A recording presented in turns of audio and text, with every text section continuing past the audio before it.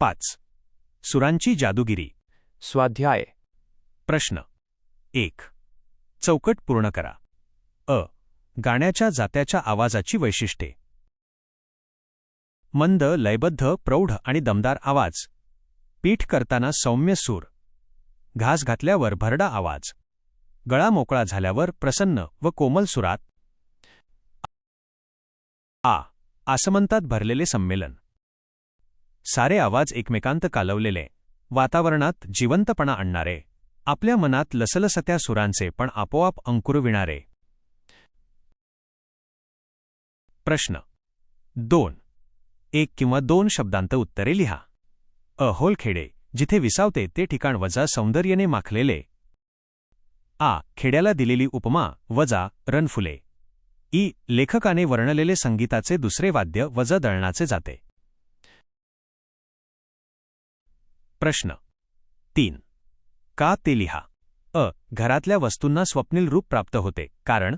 उत्तर. अंधाराला पिवळ्या प्रकाशाचा षडकावा लाभतो. आ. कंटाळलेले वासरू टाहो फोडते कारण लॉ द हॉंछॉं किमिना. उत्तर. ते दुधासाठी आसुसलेले असते.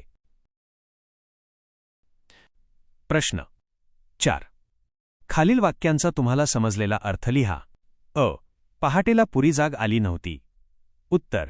अजून पूर्ण पहाट झाली नव्हती. आ. थोड्या वेळाने दिशांना आकार आला. उत्तर. प्रकाशाने दिशा उजळतात. ई. अंधाराला पिवळ्या प्रकाशाचा षडकावा लागला. उत्तर. थोडा प्रकाश पडल्याने अंधार मंद झाला. प्रश्न 5. योग्य जोड्या लावा.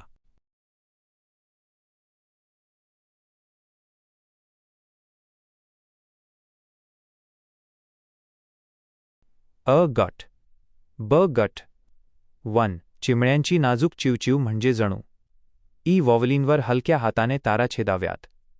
2. सकाळचे हे संगीत. उ. वाद्यवृंदासारखे वाटते. 3. एखादा पोपट. अ. या संगीतात आपल्या सुरांनी म्हणजे भर घालतो. 4. गोठ्यात बांधलेल्या जनावरांच्या गळ्यातल्या घंटा म्हणजे. आ. काचेच्या नाजूक बांगड्यांचा आवाज. 5. कोंबड्यांचा कॉक मायनस कॉक असा. ई. ठेका धरणारा आवाज. प्रश्न 6. आवाजाची सोबत ही संकल्पना तुमच्या शब्दांत सांगा. उत्तर. खेड्यात विविध आवाज आपल्या सोबतीला असतात, तसे ते शहरात नसतात. दळणाचे जाते. गोठ्यात बांधलेल्या गायी, बकऱ्यांचे आवाज. ई. आवाज शहरात ऐकायला मिळत नाहीत. पहाटेपूर्वीपासूनच खेड्यात आवाज सुरू होतात, ते रात्रीपर्यंत आपली सोबत करतात. अशी आवाजाची सोबत ही संकल्पना आहे. खेड्यात सोबतीला आवाज असतोच. प्रश्न 7. दैनंदिन जीवनात सकाळच्या वेळी तुमच्या कानावर पडणाऱ्या आवाजांचे वर्गीकरण करा. एकावेसे वाटणारे आवाज. त्रासदायक वाटणारे आवाज. आय. कोकिळेचे आय आय, चिमण्यांचे आय आय, बाळाचे बोल आय व्ही, आकाशवाणीवरचे भक्तिगीत. आय. मोटरचे हॉर्न आय आय, दुचाकीचा आवाज आय आय, आगीच्या बंबाचे सावरण आय व्ही. प्रश्न 8. भाषेतील सौंदर्य या दृष्टीने पहातील वाक्य शोधून लिहा. उदा. निसर्गाच्या लढिवाळ मांदीवर विसावलेल्या खेड्यांचा जीवनक्रम सौंदर्याने माखलेला असतो. उत्तर. आई. खेड्यातला दिवस हा जणू पायात आवाजाचे अलंकार घालून जन्माला येत असतो. आई. आई. अंधाराला पिवळ्या प्रकाशाचा षडकावा लाभलेला असल्याने घरातल्या साऱ्या वस्तूंना स्वप्नील रूप प्राप्त झालेले असते. आईमध्ये झाडाच्या ढोलीतून हिरव्या रेघोट्या मारत एखादा पोपट या स उ मात्रा र आत आपल्या सुराची भर घालत असतो. आयव्ही. आपल्या मनात लसलसत्या सुरांचे पान आपोआप अंकुरलेले असते. खेळूया शब्दांशी. अ. पाठाधारे विशेष्य विशेषणांच्या जोड्या लावा. विशेषण. विशेष्य. आसुसलेला. टाहो. कुरेंबाज. तान. मुलायम. स्पर्श. भरभरीत.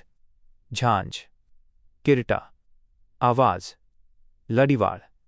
मांडी. आ. तक्ता पूर्ण करा. शब्द. सामान्य रूप. विभक्ती प्रत्यय. सुराने. रा. रे. सुरात. रा. सुराचे. रा. चे. सुरला. रा. सुराशी. रा. शी. आपण समजून घेऊया. खालील वाक्य वाचून उत्तरे लिहा. मी पत्र लिहितो. लिहिणारा तो कोण? रायटारो मी, कर्ता.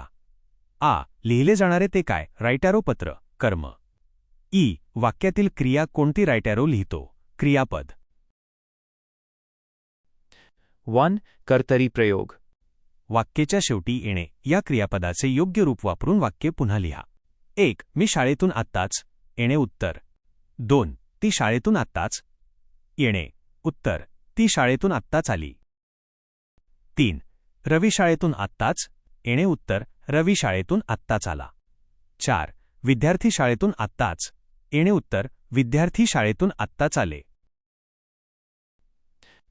कंसातील क्रियापदाचे योग्य रूप वापरून वाक्य पूर्ण करा.